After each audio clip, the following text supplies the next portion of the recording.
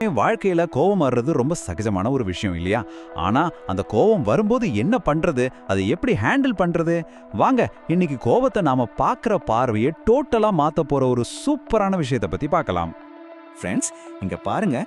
இந்த குட்டி பையனோட மூக்கு மேல ஏன் இவ்ளோ கோவம் நினைக்கிறீங்க? பாவம், முகம்லாம் செவந்து போய் எப்படி இருக்கான் பாருங்க. என்ன தம்பி ஆச்சு உனக்கு?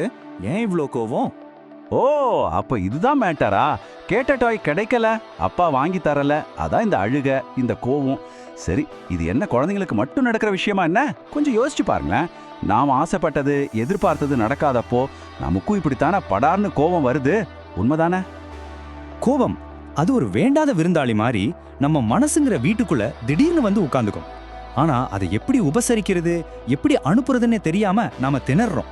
ஒருவேளை நாம அந்த விருந்தாளிய தப்பாவே புரிஞ்சுக்கிட்டு இருக்கோமோ? வாங்க உள்ள போய் பார்க்கலாம். சின்ன வயசுலேருந்தே நமக்கு எல்லாருக்குமே என்ன சொல்லி தராங்க? கோவப்படாத, கோவத்தை கண்ட்ரோல் பண்ணு, அமைதியா இரு. இதெல்லாம் கேட்டு கேட்டு பழகிடுச்சு. கோவம்னா ஏதோ ஒரு கெட்ட விஷயம், அதை எப்படியாவது உள்ள அமுக்கி வச்சிடணும் தான் நாம நினைச்சிட்டு இருக்கோம். ஆனா ஒரு நிமிஷம், நிஜமாவே இதுதான் கரெக்டான வழியா? சரி, அப்போ அடக்கினா என்னதான் நடக்கும்? கோவத்தை இப்படி அமுக்க அமுக்க ஒருவேளை பிரச்சனை இன்னும் பெருசாகுமா? முதல் கேள்வியே இதுதான். கோபத்தை கட்டுப்படுத்துறது உண்மையில நல்லது தானா? சிம்பிளா யோசிப்போம். ஒரு ரப்பல் பந்தை எடுத்து தண்ணி கடியில அழுத்துறீங்கன்னு வச்சுக்கோங்களேன், என்ன ஆகும்? நீங்க எவ்வளோ பலமா அழுத்துறீங்களோ அதை விட வேகமா அது துள்ளிக்கிட்டு மேல வரும் இல்லையா? நம்ம உணர்ச்சிகளும் கிட்டத்தட்ட அப்படிதான். அப்போ அடுத்த கேள்வி, உணர்ச்சிகளை இப்படி உள்ளேயே போட்டு அடக்கி வைக்கிறதுல ஏதாவது ஆபத்து இருக்கா? கண்டிப்பா இருக்கு. நம்ம மனசுக்குள்ள குமுறிக்கிட்டு இருக்கிற கோபத்தை ஒரு எரிமலை மாதிரி நினைச்சுக்கோங்க. அது அடக்க அடக்க அது ஒரு நாள் பயங்கரமா வெடிச்சு சிதறத்தானே செய்யும். இப்ப நாம பார்க்க போற இந்த ஒரு வரி தான் இந்த முழு பிரச்சனைக்குமான ஒரு சாவி மாதிரி. நல்ல கவனிங்க, எதிர்ப்பு தான் அதன் வலிமை. ஆமா, நீங்க எந்த ஒரு உணர்ச்சிய வேண்டாம் போன்னு சொல்லி எதிர்க்கிறீங்களோ நீங்களே அறியாம அதுக்கு இன்னும் பவரை கூட்டி கொடுக்குறீங்க. அதாவது ரொம்ப சிம்பிள். நீங்க கோவத்தோட மல்யுத்தம் போட போட அது இன்னும் ஸ்ட்ராங் ஆகும். அச்சச்சோ, கோவம் வரக்கூடாதேன்னு நீங்க நினைக்க அது உங்க மனசுல இன்னும் ஆழமா ஸ்ட்ராங்கா உட்காந்துக்கும். இதுதான் இதுல இருக்கிற விசித்திரமான உண்மை. அப்போ என்னதான்யா பண்றது? அதுக்கு தான் இந்த வரி ஒரு சூப்பரான வழியை காட்டுது. நீ எதிர்த்தால் அது பெரிதாகும், நீ பார்த்தால் அது கரைகிறது. எதிர்க்கிறது தான் பிரச்சனைனா அப்ப தீர்வு என்ன? அதுக்கு ஆப்போசிட் தான். எதிர்க்காம சண்டை போடாம சும்மா வேடிக்கை பார்க்கறது. வெறுமனே அதை கவனிச்சாலே போதும், அது தானா கரைஞ்சு போயிடுன்னு சொல்றாங்க. இது எப்படி முடியும்? இத புரிஞ்சுக்கிறதுக்கு ஒரு ரொம்ப அழகான உதாரணம் இருக்கு. உங்க கோபத்தை ஒரு மேகம் மாதிரி கற்பனை பண்ணி பாருங்களேன். நம்ம ஆரம்பத்துல பார்த்தோமே, அந்த அப்பா தன் பையன்கிட்ட சொல்ற விஷயம் இதுதான். வானத்துல கருமேகம் வந்தா என்ன பண்ணுவோம்? அதை குச்சி எடுத்து விரட்டுவோமா?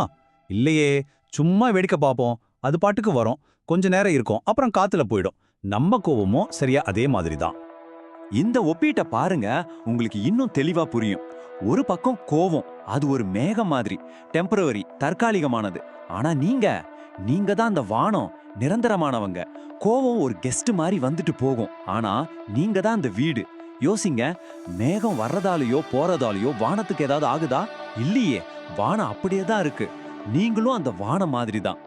சோ இந்த மேக உதாரணத்திலிருந்து நாம என்ன கத்துக்கிறோம்? 1, கோபம் டெம்பரரி தான்.